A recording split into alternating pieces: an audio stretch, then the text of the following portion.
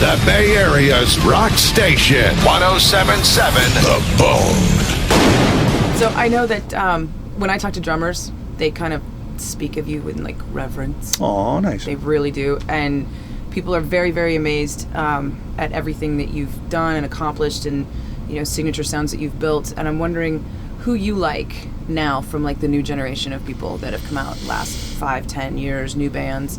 Wow. That's a really good question. Like, for instance, I should say something real quick because I just saw a drummer on this tour that it really impressed me, and his name is Matt, and he's from the band Periphery, and he's a really killer drummer. He's just really awesome. He's a real like athletic looking dude, and he has a real athletic style. He pounds hard, and those guys are really nutty math metal, crazy 3 guitar, the new kind of sound of math type metal, and he's really good. And Thomas from Meshuggah is, he's a Martian. He's from Mars, and he's an outer space man, and he plays like it, and he's a next level player, and there's so many players like Thomas that one thing that is really confusing to me these days is now guys like myself have tried to set the bar high for everybody throughout the years, and with the new like Pro Tools, the new approaches to recording. These days, you're never quite sure. Is that kid just really good, and he's been listening to all these really good drummers over the past few years, and is he just really good, or did they just fix everything in the studio?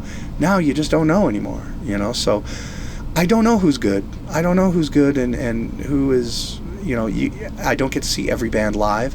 You hear a ton of bands in, online or on Sirius, or I don't buy as many CDs as I used to, but excuse me. You hear all these great performances on record, and if you don't get to see the band live, I guess that's really always a mystery to you. So, has there been anybody that's disappointed you? Oh yeah. There's large drummers in very large bands that how they got their drums on the record, and it was completely done by hand by a by an engineer. And it. You hear the stories, and and those guys are legends. So that's all I can ever do is just like have my own set my bar high for myself. It's kind of a self-imposed work ethic or something. Like what you hear on the record is what I'm going to do live. If I can't pull it off on album, I'm not gonna try it. That's why when it comes to like double bass and stuff like that, I'm the laziest one on double bass. If there's a lot of double bass in a song, chances are it's not me wanting it in there. It's like, let me make this really easy on myself, and everybody's like, no, more double bass. So you don't blame me for all this double bassing I'm doing, man. Blame whoever I'm working with. Seriously. People love to hear you do it. Yeah. It's. Thank God for that. At least I'll always get a cardio workout, like till I'm 60. What do you have, or do you have something on the horizon? Are you always looking forward, or are you always a living in the project now kind of guy? Well, usually I am looking forward. Like every project that I do, there's always something directly afterwards. Like since pretty much 2007, like the concept of doing the DVD was because I wasn't sure if I was going to get any calls. What was I thinking? So I've gotten a lot of calls since then, so it's been pretty much nonstop. Have you said no to anything? Because you've just been everywhere. Yeah, I do. I say no more than I do yes. So because I just can't fit it into my schedule. And I'll take on things, and people ask, how do you do this? How do you do all of this? It's like, well, you pretty much just leave your social life behind and don't expect any sort of vacations or days off. Like in 2008, I had maybe a total of 10 days off, and only 3 of them were planned. A few days would pop up here and there, and this year has been the same. We've been going since like January 2nd or 3rd or something like that. So, you don't get many days off, and you don't expect them. So when they do pop up, awesome. Like, we were going to have a month off, and I've been on the road solidly since August. The band has been on the road since December, and I was doing... Oh, I'm trying to get your attention? Oh, okay. I've been on the road, since August with Meldrum and Deathclock and Fear Factory. And we were told that, hey, your April and May is going to be really open. You get a month off. I was like, yeah, I'm going to sleep. But we got saddled with these Metallica shows saddled. I was going to say. Yeah.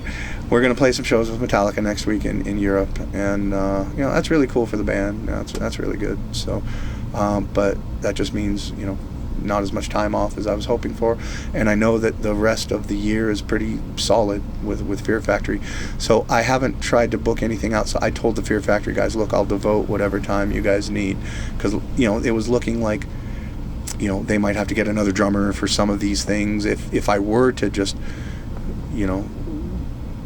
do my own thing, be like, hey guys, I can't do this tour with you, I got a better offer. But I've just told them, you got me until your touring cycle's over. So that's fall? I would say late summer, early fall is when we'll finally shut it down. Brendan was saying that he was shooting for a fall tour. Does that mean you'll maybe be back at Deathclock before the end of the year? Okay, news to me, but yes, I guess I will be touring until the end of the year. Maybe. He said maybe. I heard the same thing. He told me last night that he's trying to do something, but we'll see. I'm there for Deathclock, whatever Deathclock wants, and that was kind of something that was looking like Deathclock might have some conflicting stuff with Fear Factory, and Mm-hmm. Is Deathclock a thing that's like kind of more fun for you because you're a cartoon? Well, it's more fun because there's less. Deathclock is just absolutely fun all the way across the board. Brendan, Brian Beller, Mike Keneally, they're all amazing dudes, and I love hanging out with those guys so much, and we have such a good time and the music is so fun, and it's just such a lighthearted atmosphere, and those guys are some sharp human beings, so it's really awesome to be around a bunch of really like-minded dudes that just really get along, and that's super fun. Deathclock is awesome. Hello, Blake. Oh, okay. Okay, so we gotta cut in a little bit? No, yeah, in a little bit, yeah, but what time? Let me see the time real quick. Hang on. I just gotta be in there at, I've got... Am I forgetting anything?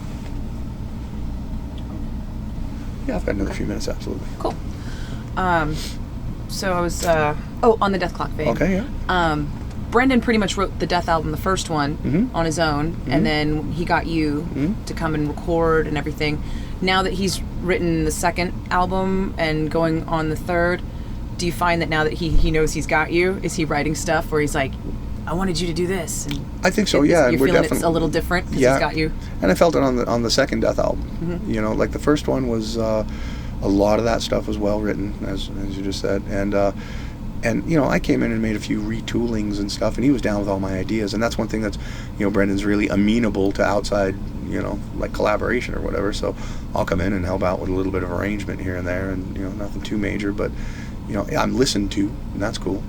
But, with the last album, I felt like it was a little more tailored to what, he knows he's getting my parameters down, and on this new one, on the next one, I'm sure it'll be even more so. And one thing that Brendan likes to use is he's got the drum kit from Hell drum programming thing, and they put out one called the Superior 2.0, and they've got a Gene file on that. I went and I played some stuff, and so he went out and got that, and I think he's using my actual stuff for the programming of the latest. Right, you. Yeah, for the latest season. So I'm pretty sure that's how it's working out.